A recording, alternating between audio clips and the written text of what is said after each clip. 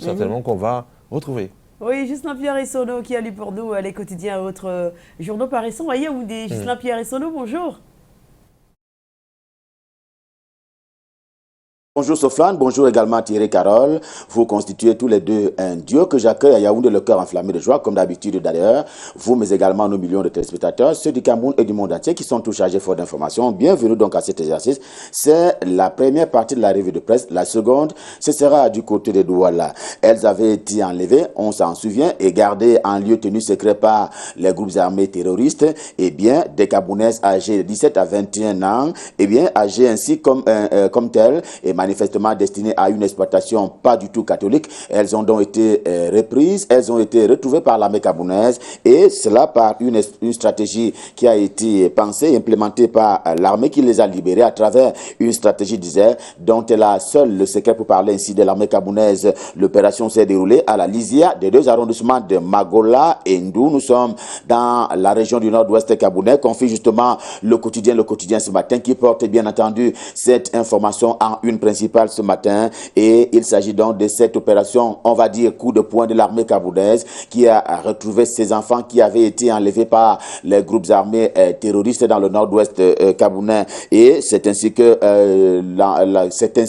le quotidien ce matin parle de cela comme étant un effet on ne peut plus important, un fait important de la part de l'armée camerounaise, qui donne ainsi à des jeunes filles de pouvoir recouvrer leur liberté d'aller et de venir. Eh bien, la suite, c'est à lire dans les colonnes de ce journal. Et nous sommes bien là, en plein dans le nord-ouest et le sud-ouest camerounais, deux régions camerounaises qui sont traversées par une crise sécuritaire. Cela dure d'ailleurs depuis 3 ans maintenant. Le quotidien bleu, édition de ce vendredi, se met au cœur des populations ayant donc justement déserté leur village. Et cela dans les deux régions dont je parlais tout à l'heure. Question de se retrouver dans d'autres villes et villages du pays. À Yaoundé, la capitale camerounaise par exemple, les déplacés ne sont pas rares, sauf qu'ils sont sans moyens de vie, on va même dire sans moyens de survie. D'où donc l'appel à l'aide qui a été lancé par celle-ci, par ceux-ci, ces déplacés-là, et cela à travers le colonne du quotidien bleu, le jour du jour. Autre sujet, on ne peut plus sensible, mais cette fois-là, en troisième une du quotidien bleu,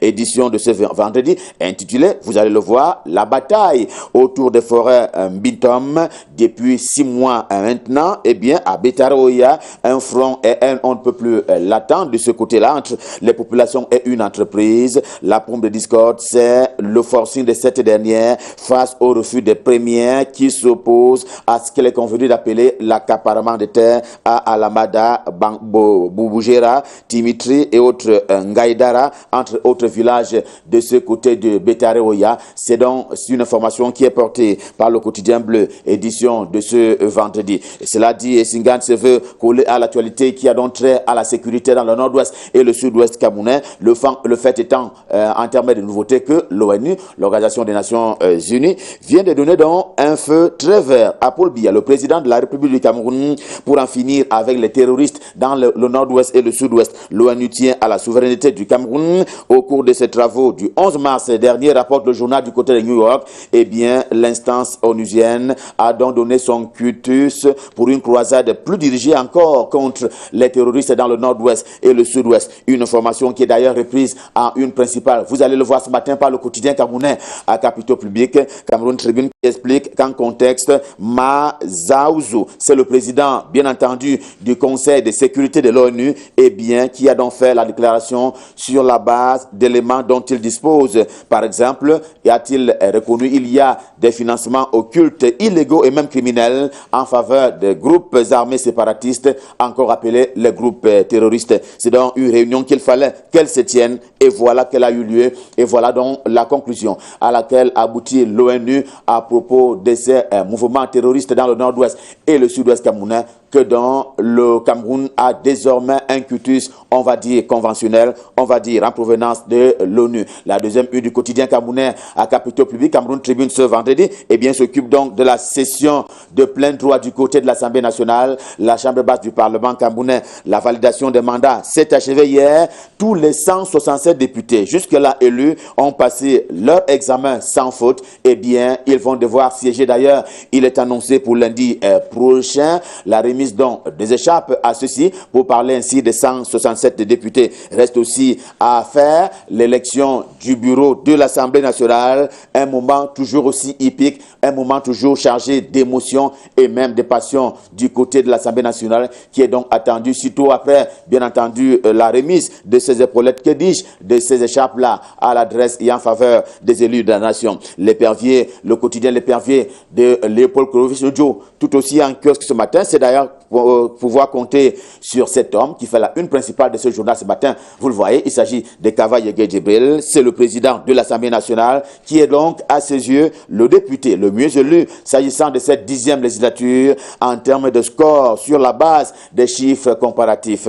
Si Kava Yegué Djibril est le député le mieux élu, il reste que certains députés sont certes élus, mais mal élus et ils se connaissent. L'épervier a d'ailleurs cité leur nom dans la publication de ce vendredi. Mutation, le journal de Gap, Georges-Alain Boyomo, garde également sa tête au double scrutin du 9 février dernier. L'on sait qu'à l'occasion de ce double scrutin-là, les élus avaient été désignés par la voie des urnes, qu'il s'agisse des conseillers municipaux ou des députés. Eh bien, ils ont été élus le 9 février dernier, dans la mesure où le journal, justement, dans le prolongement de cette élection, a suivi les premiers pas des maires de ville, de Yaoundé, Douala, Bertois et également Bafoussam, avec un accent qui a été mis sur le cas du maire de la ville de Douala, Roger Mbassadine, de la capitale économique. Donc, eh bien, leurs faits et gestes, y compris les contacts, les premiers avec leurs collaborateurs, ont donc été suivis par le quotidien Mutation, édition de ce jour qui nous raconte un peu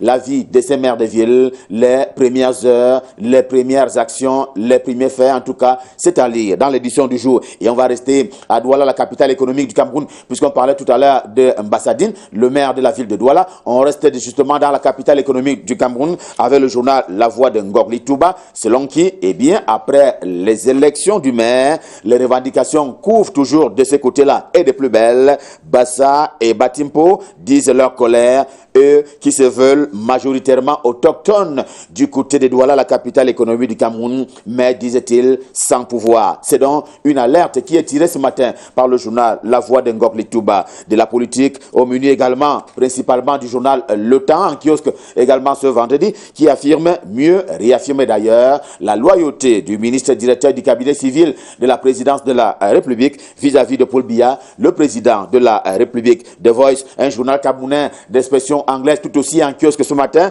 eh bien, s'attelle à une chose principalement, à savoir la livraison du testament de Dikon Tassan. C'est un ancien pensionnaire de Koningui du nom de la célèbre prison camerounaise qui est basée à Yaoundé. Eh bien, il tient le reste de son séjour carcéral pour enseigner ainsi à la postérité ce qui a lieu de retenir quand on sort de prison, quand on y séjourne, quand on y va avec ou sans faute.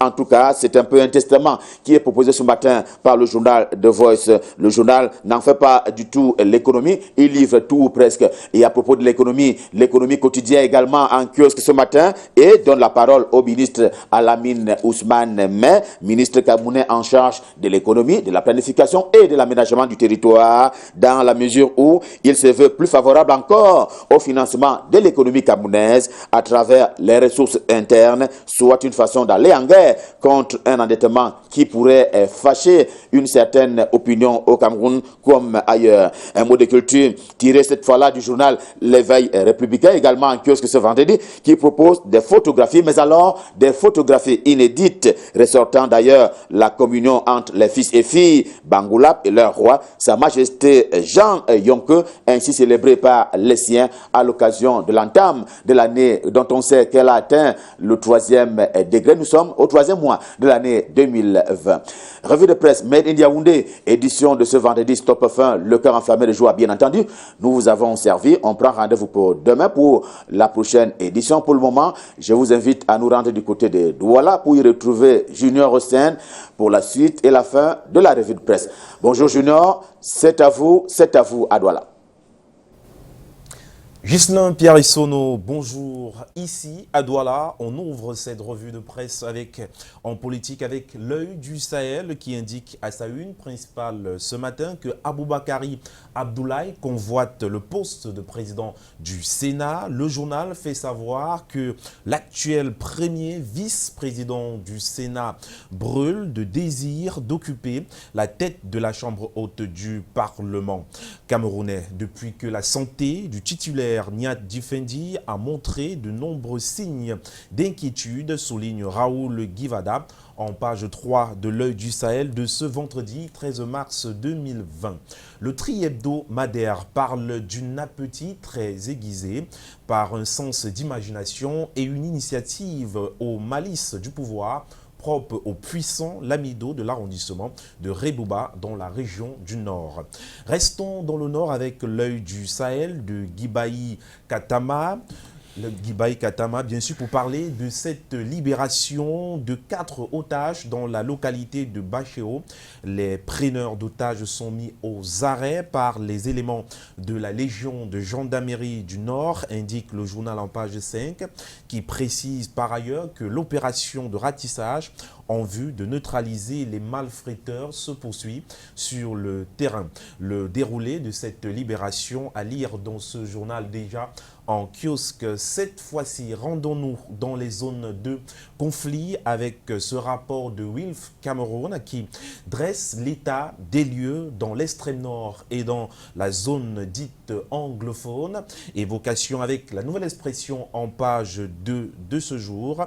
Et le même journal, évidemment, ce matin, nous fait savoir à sa une principale que l'issue des élections législatives dont la campagne est déjà rendue à sa première semaine, nous parlons là de la nouvelle expression bien évidemment, à sa première semaine, a toutes les chances de se tenir dans les mêmes conditions sécuritaires que le 9 février 2020, comme quoi avance le quotidien, la nouvelle expression, les mêmes causes produisent les mêmes effets. La nouvelle expression fait savoir en page 3 que ces derniers temps, on assiste à une recrudescence de la violence dans le nord-ouest où 10 circonscriptions sur 11 sont concernées par les élections partielles du 22 mars prochain.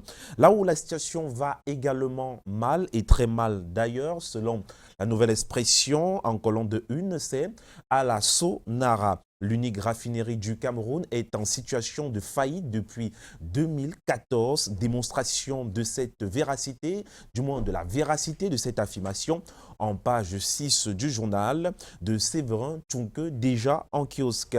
De notre côté, avec le messager de ce vendredi, il faut bien que la crise anglophone cesse pour ce journal. Les discussions entre Paul Biya et l'ambassadeur des États-Unis au Cameroun le 11 mars dernier confortent le souhait des États-Unis d'être au cœur de la médiation.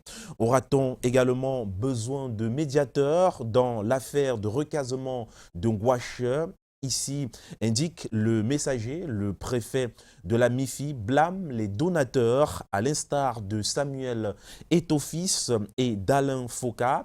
Le préfet de la MIFI, Chaïbou, poursuit le messager en page 8, fait savoir que le projet rebâti Ngouaché, promu par Alain Foka et Samuel Eto, est une vaste escroquerie internationale organisée par ces derniers plus loin. Ajoute le préfet, l'engagement d'Alain Foka serait lié au marché de construction gagné par sa femme. Des épisodes à retrouver en kiosque ce vendredi. Une bonne affaire entre-temps au niveau de la DGSN qui vient d'éventrer un réseau de mafia autour du passeport camerounais. Martin Baga-Guélé, délégué général à la Sûreté nationale, a démantelé les circuits de corruption et de marchandage qui jonchent le parcours vers l'obtention du précieux trésor. Une histoire d'arnaque déjà deux fonctionnaires de police et un civil sont aux arrêts. Qu'en est-il exactement? Les réponses à retrouver en page 7 du Messager ce matin. Une autre personne encore aux arrêts et qui, selon Europe Plus, bénéficie des largesses de Paul Biya, c'est bien Yves-Michel Fosso. Europe Plus, le journal de Michel Michaud-Moussala, nous livre un grand angle ce matin sur la prise en charge médicale de Yves-Michel Fosso, le bi-hebdo. Selon le bi-hebdo de ce vendredi, le président Paul Biya vient d'affecter près de 90 millions de francs CFA pour la prise en charge médicale au Maroc d'un homme condamné à poursuite à perpétuité pour détournement de deniers publics, avance le journal en page 6. Europe Plus considère cette charité du président Paul Biya comme une provocation de trop, à lire en kiosque ce jour. Et on termine cette revue de presse avec ce magazine, et bien sûr le magazine intitulé « La voix du consommateur », que voilà, exactement, la voix du consommateur qui s'intéresse à la lutte contre les faux médicaments. Après la phase de sensibilisation, le ministre de la Santé publique passe à la phase répressive. Depuis le 18 novembre 2019, un arrêté du Premier ministre crée donc un comité national multisectoriel de lutte contre les faux médicaments et le trafic illicite des produits pharmaceutiques, précise le magazine. La Fondation camerounaise des consommateurs, en abrégé FOCACO, représente la société civile au sein du dit comité. Et bien sûr, le FOCACO s'intéresse à la journée mondiale des droits des consommateurs. D'ailleurs, une conférence débat est organisée ce vendredi au cercle municipal de Bonanjo à Douala. Et on parle également du FOCACO Awards 2019, les marques, médias et personnalités honorées par les consommateurs. Ça sera ce samedi 14 mars 2020. En tout cas, la liste intégrale des nommés à retrouver dans ce magazine en page 7. Merci beaucoup, M. Junior Rossin, pour cette revue de presse. Eh bien, on se retrouve lundi, lundi à la même heure, s'il plaît à Dieu, mon cher. Ben, c'est un début de week-end, beaucoup de choses à l'horizon. Ouais, beaucoup de choses, beaucoup de choses. Donc on fera du moins notre balade autour de la lecture, comme d'hab. Comme d'habitude. Ouais, j'irai voir les enfants également. Je vais promener, du moins je vais me promener avec les enfants. Ouais. Avec Mais ce que vous dites à l'instant est capital parce que, vous savez, on a beaucoup de parents qui n'ont plus le temps, qui ne savent même plus ce que c'est que se balader avec les enfants. Ils se contentent tout simplement de mettre tout à jour à la maison pour les enfants, la PlayStation, mettre tout ce qu'ils peuvent, rationner à la maison. Ils disent c'est complet. Non, à un moment donné aussi, les enfants ont besoin de se balader avec papa, les amener prendre une glace, les amener se balader au bord des berges du Vouvry pour ceux qui sont à Douala.